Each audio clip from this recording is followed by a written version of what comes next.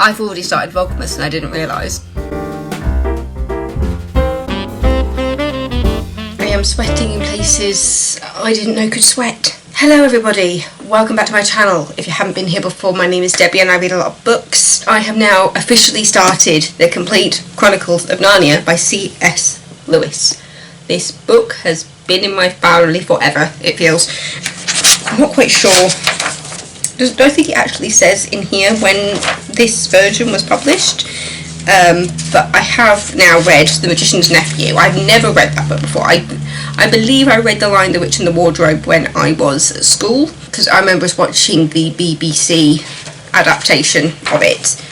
Oh, it says it in the back rather than the front. This colour edition of The Complete Chronicles of Narnia was first published in Great Britain by Collins in 1998. So I would have been 9 when we got this one. So yeah, it was actually kind of written slightly out of order. The Lion, the Witch and the Wardrobe, it's copyright 1950. Then it was Prince Caspian, which was which is now the 4th book. Then The Voyage of the Dawn Treader was 52. The Silver Chair was 53. The Horse and His Boy, which is actually book 3, was out in 54. The Magician's Nephew, which is now the 1st book, was 1955. And then The Last Battle was 1956. But I am reading them in the reading order that is in this book, which starts with The Magician's Nephew, which basically covers the creation of Narnia and introduces you to characters that you do meet in Lion, the Witch and the Wardrobe story. So it's basically the origin story, is The Magician's Nephew. I'll get up the actual blurb on my iPad. So, Chronicles of Narnia, The Magician's Nephew by C.S. Lewis. On a daring quest to save a life, 2 friends are hurled into another world where an evil sorcerer seeks to enslave them. But then the lion Aslan's song weaves itself into the fabric of a new land, a land that will be known as Narnia, and in Narnia all things are possible. Apologies, as I said, it's very hot today and so my window is open, and no way I'm not going to boil to death for you because it's like 30 degrees outside. It's like 3:45 right now and it feels like it's getting hotter. This is a point in the day where you think it would be starting to cool down. I look pink. It's feeling a bit warm. I might have to put some sun on. Yeah, I really enjoyed this book and it was relatively short. I know that this is a very big book, so it would feel shorter. In this book, it's 72 pages. So times that by 2, 144 ish pages. Yeah, and as you can see, because it's double like that, so yeah. In the big book, it is like 74 pages, 72 pages even, and yeah. I like the fact that it's basically written almost like a fairy tale. I think this was originally written for C.S. Lewis's goddaughter, actually called Lucy, and he wrote the stories for her. At the very beginning of this one it says, in this edition the stories have been arranged in the chronological order in which C.S. Lewis wanted them to be read. However, that is not the order in which they were written. For example, the 6th book which he wrote turned out to really be the first. Published in 1955, The Magician's Nephew told how the journey in between the 2 worlds first began, as well as explaining various mysteries such as how the wardrobe came to be a door into Narnia and why there was a lamppost in the middle of the wood. As for the magnificent lion, he plays an important role in every story. In The Magician's Nephew, he gives life to Narnia. In The Lion, the Witch and the Wardrobe, he defeats the evil of the White Witch. And in the final volume of what is now known as the Chronicles of Narnia, Aslan concludes the story of Narnia and leads its faithful friends to a new world. C.S. Lewis once said, "People don't write the books I want, so I have to do it myself." In doing so, he wrote the books that millions of other people also wanted to read. The Chronicles of Narnia have captivated several generations of readers, young and old, and happily show no sign of losing their magical hold over our imaginations. Because this bit would have been written in 98, or however. Yeah, because this version was written in 98, so I'm assuming that's where this little opening bit came from, by a guy called Brian Sibley. And obviously, you've had the movie since then. There's a new production of The Lion, the Witch and the Wardrobe that started at Leeds Playhouse. It's now going into the West End. It's actually going into the Gillian Lynne Theatre where Andrew Lloyd Webber's Cinderella was. And knowing how the production started at the Playhouse in the Round, it kind of makes me hope that the new production at the Gillian Lynne uses the Revolve, which is there, which they did use in Cinderella. Yeah, so The Magician's Nephew, it just sets up everything. So you meet two children, Polly and Diggory. I think they're neighbours. There's like a door that kind of connects the houses, and they use like the crawl spaces to kind of meet up with each other. And to be honest, that style of like the houses being connected and things, and there being like secret passageways, it reminds me of the stories that my dad tells of the house that his grandma lived in Dorset, which we actually eventually found because they've changed all the house numbers on that street. And so we kept looking at like Google images of it and thinking, where's it gone, you know? And my dad was just like, well, this house looks a bit like it, but can't be sure if it's the right one. And then looking up information about it, we actually found out that it used to be the house number that my dad remembered. And it was just like, we found this house, and my dad was telling me about all the crawl spaces and how they used to like hide in the walls and things. And it was just so cool to hear about it. And the description of the house that Diggory is living in just made me think of that house that my dad always talks about. So I was kind of able to kind of like imagine that kind of style of house in my head based on descriptions from my dad. The magician's nephew, that's Diggory, and the magician is his uncle, who is creepy, and like he's like the baddie of the story really, until you meet the witch later. And it's so obvious if you have read or you know the story of The Lion, the Witch and the Wardrobe. It is so easy to identify the witch there. So it's just seeing everything being set up for Narnia. And I love the way that it's described about like how certain things ended up in Narnia, and the fact that also the creation of Narnia feels very religious. Like Aslan is God, and like they're on this place and they're watching it happen. To go back to the start, basically, Diggory's uncle Andrew likes magic. He's a magician. He has an office upstairs which nobody's allowed to go in. And he's created these rings that allow people to kind of portal between worlds. And he's, after testing it on animals and like gerbils and things, when the kids make it into his office, they're using the crawl spaces and realising they're in this forbidden room, he basically entices the children to use the rings in a very, very evil and creepy way.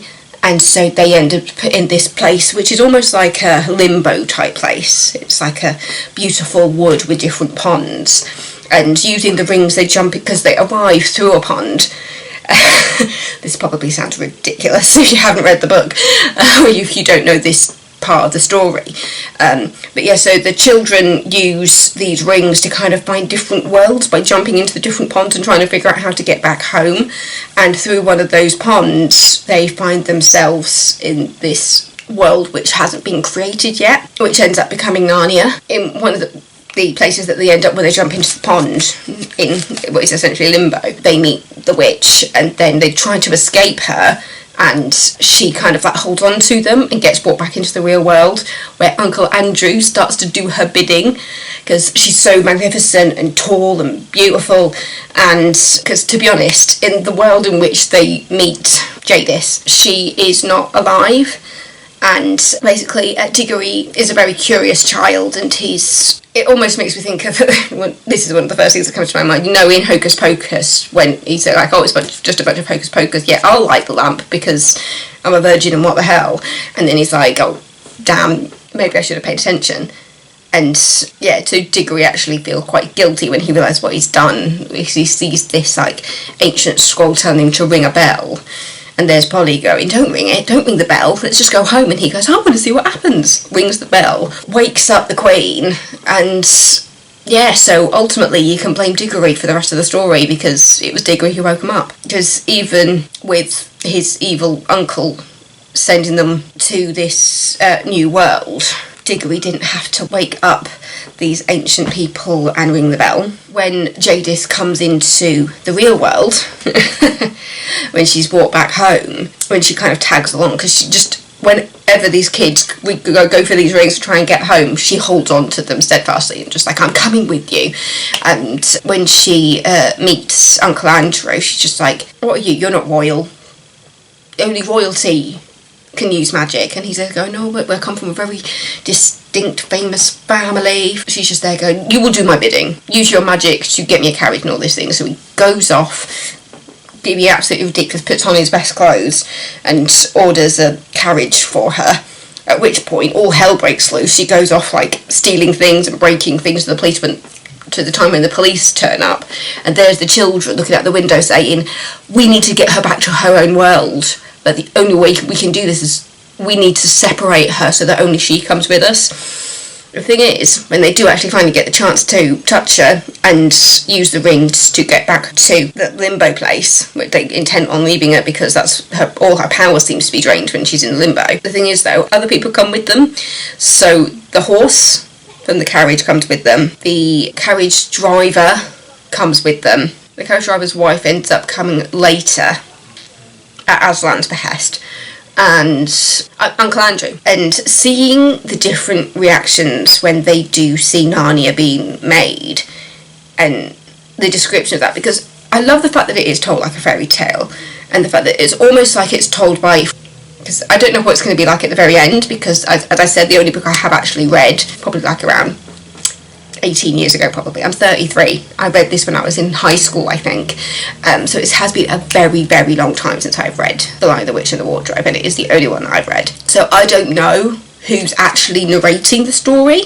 I don't know if it's the kind of thing like C.S. Lewis decided to do it as himself, telling a story to his goddaughter, or if ultimately we are going to find out who is actually telling the story, because it becomes quite clear that it's not Polly or Diggory telling the story. But Diggory does turn up in the next book. You just don't realise he does until the end, when you realise his role in everything. And I love this description of the creation of the portal to Narnia with the wardrobe, because it really just has set everything up. You see the creation of Narnia, you meet Aslan, and you kind of find out how the witch ended up in Narnia, which, as Aslan tells Diggory, it was you. You brought her here, but ultimately I don't blame you. You see Aslan as kind of like this, almost like a god figure, because when all the animals are coming into Narnia and he chooses select few to talk, it's just like, you will represent.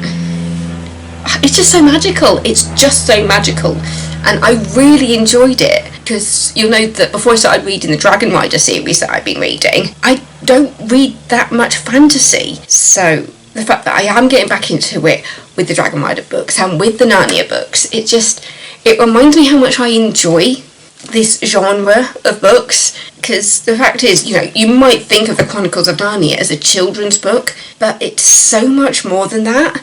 But yeah, just seeing the whole creation of Narnia, explaining how everything came about. I love the explanation as to how the lamppost got there.